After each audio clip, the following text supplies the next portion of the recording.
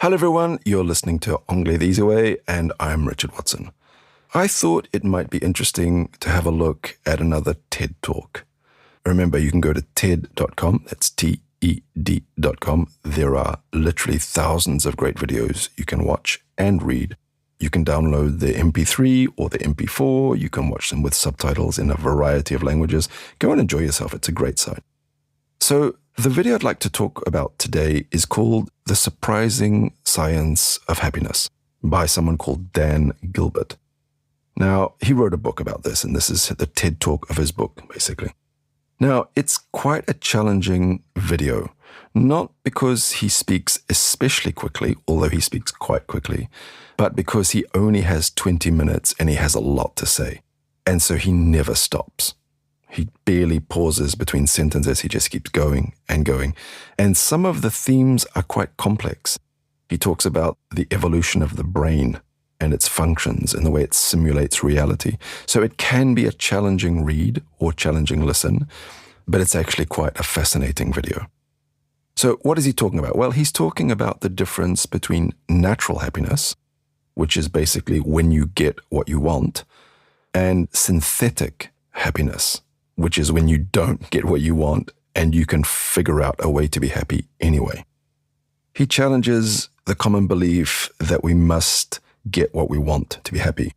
And he says that humans have a psychological immune system that allows them to manufacture happiness when things don't go as planned. The first way he shows this, he pulls up quotes from people. He quotes a guy who went to prison for 37 or 38 years for a crime he didn't commit. He spent 37 years in prison for something he didn't do. He was later found innocent, and he's quoted as saying, "I don't have 1 minute's regret. It was a glorious experience." Now, I would have always thought that going to prison accused of something you didn't do for 37 years would not be a glorious experience.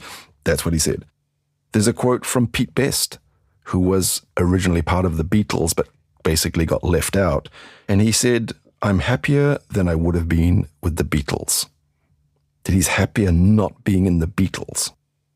Then there's another guy who sold his shares in McDonald's when it cost nothing and lost billions of dollars because McDonald's exploded afterwards.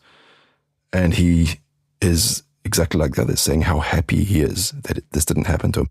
Now, are these people lying and rationalizing, or are they really happy? That's what this video is about.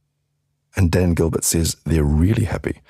That synthetic happiness is just as real as natural happiness.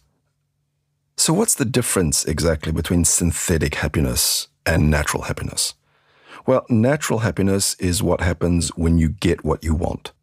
You marry the girl of your dreams. You find the job that you've been looking for, etc., etc. And synthetic happiness is what we manufacture when we don't get what we want. So Dan Gilbert says that humans have a unique ability to simulate the world around them in their heads. He talks about the fact that Ben and Jerry don't actually have to make ice cream that's flavored onion and liver. We can just imagine that that's not going to be good for ice cream. But he also says that our simulation doesn't always work very well.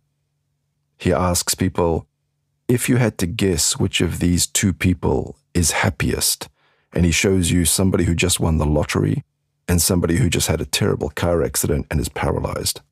He said, we all know that the one who wins the lottery is happier, but he also says that scientists know that's not true, that 6 months later, these people are as happy as they were before, and he even argues equally happy. One of the things that seems to make us the most unhappy is having too much choice.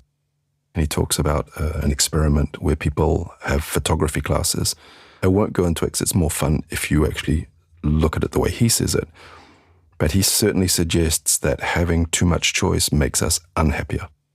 And if you think of the modern world we're in today, with endless choice online, endless ways to buy, endless products, endless films, something worth thinking about. Anyway, I'm going to leave it there. because it's worth digging into this for yourself. It's quite a surprising video. I've watched it a couple of times because at first I didn't really believe it. But I've talked about it with a lot of people now, and it's quite an interesting idea. Anyway, I'll leave it at that. Don't forget to subscribe, and I'll catch you next time.